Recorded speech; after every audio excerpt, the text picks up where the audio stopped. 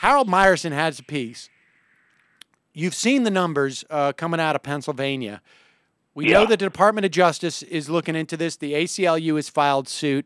And in that suit, Pennsylvania has, by their own admission, in their own filings, have said, we have no knowledge of any prosecutions, investigations about voter fraud. We don't anticipate any problems in 2012. Yet, we are going to attempt to throw off the rolls. It depends on whose numbers you believe, but it seems to be a minimum of 9.2% of registered voters. This is from the Pennsylvania Department of Transportation, 18% in Philadelphia. The updated numbers from their rolls of people who have not renewed their licenses doubles both those figures to 18% in the state to 40. I think it's 48% of registered voters in Philadelphia. And Harold Meyerson says, if it turns out that Pennsylvania, if these voter ID laws stand, and it turns out Pennsylvania is the swing state that gives the presidency to Mitt Romney, he says that the Democrats should contend, that the Democrats should perceive his winning as illegitimate, that mass demonstrations should be in order, and so would a congressional refusal to confirm any of Romney's appointment, because I would agree with all of that. And specifically because it's premised on disenfranchising black people, which of course is what happened in 2000, and we didn't know about it then until after the fact. The Jeb Bush, Catherine Harris purge lists, that even if you get past all the other crap that went on, Bush would have never started off with that 537 vote lead.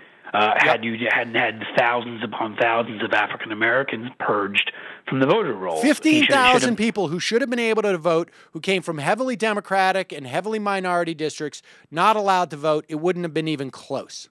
No, it wouldn't have been. So that gets beyond all the other shenanigans that went on, butterfly ballots and the rest. Yes, I mean, to me, the key problem here, and we talk about this often, is wimpiness on the Democratic part. Would they do it? Because they're not, I would be ready. There's certain things that are worth risking yourself and your life for. I would be ready to go out in the streets in March and refuse, essentially, to see Mitt Romney as my president if this is the way he were to win.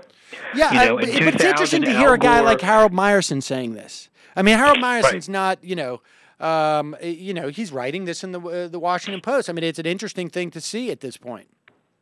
Well, in 2000, a lot of us were pissed at the time that Al Gore gave up so quickly. Yep. That Warren Christopher was advising him, said, "Whoa, we have to, essentially they had to adhere to the Queen's rules." But wasn't it Daley?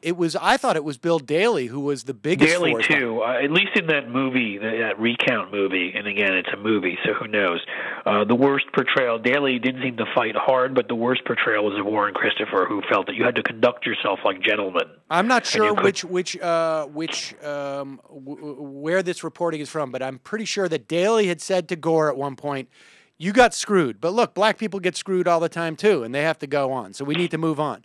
Which was a weird. Well, it was rather weird because it's not just Al Gore who got screwed in that situation. That's the narcissism of looking at it like it was only they were the ones getting screwed, as opposed to all the people that had put their time, money, efforts, hopes, and the rest behind them. And also, a lot of people felt the democratic process. A lot of people felt the same way. Yeah, that too. And a lot of people felt the same way about Kerry in 2004 because Ohio was kind of dicey. And you even look at most recently when before the vote count was finished in the Wisconsin recall, a woman walked up to Tom Barrett and slapped him. Yeah. Because she was so angry because he conceded before the voting was even done being counted, and we already knew that there was that Waukesha County woman that was very questionable in what she had done in past elections. I mean, the problem here is I have no faith in the Democrats to fight for anything.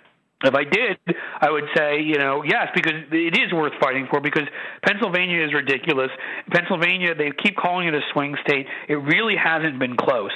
It hasn't been one of those states where, like Iowa or something, or New Hampshire, that the Democrats the last few times have won by 2 points, 1.3, but whatever, or the Republicans have.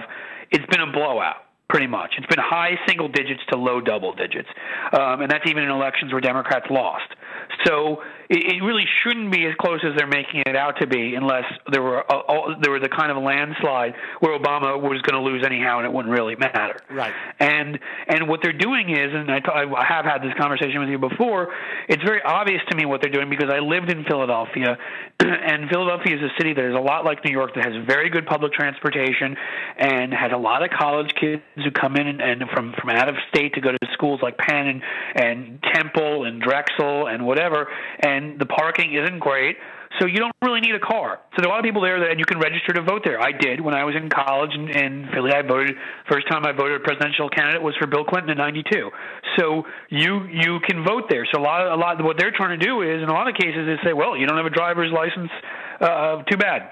You can't vote here. It's about suppressing minorities. Of course, it always is. But don't think that a large part of it isn't realizing that about Philadelphia, and that they can suppress a lot of the student vote too. And so this is what they're trying to do. And if you sit there and you allow this, then it's just, these are the things that demoralize people on the left that want to support the Democratic Party. I mean, I'm glad the Justice Department is looking into it. It shouldn't be politicized because it doesn't have to be. It's obvious what they're doing here. They've admitted it. They've not only admitted that there's no fraud, but a member of the damn legislature came out and said, we've delivered Pennsylvania to Romney. The party leader, that guy Tarzi or whatever his name is. Right. I mean, how much more evidence? I'm not a lawyer, but Jesus Christ. I mean, do you need any more evidence than his statement, their statements admitting that there's no fraud here, and who it is that's going to be disenfranchised? I mean, what more would you need to overturn this? I looked at some of the other states on the list, and while it doesn't bode well, I guess, for people who are down ballot, it stings in terms of the presidential. Most of them wouldn't affect it. I think it was like Kansas and Texas and places the Democrats aren't going to win this time around. Kansas never, but Texas is heading our direction, but it's not going to happen. But in Indiana, which I think people would say Obama won, but ain't looking as close this time. But I mean, the principle of it, of course, comes into play anyhow, which is how the hell do you let them get away with this? Right. Again and again and again and again.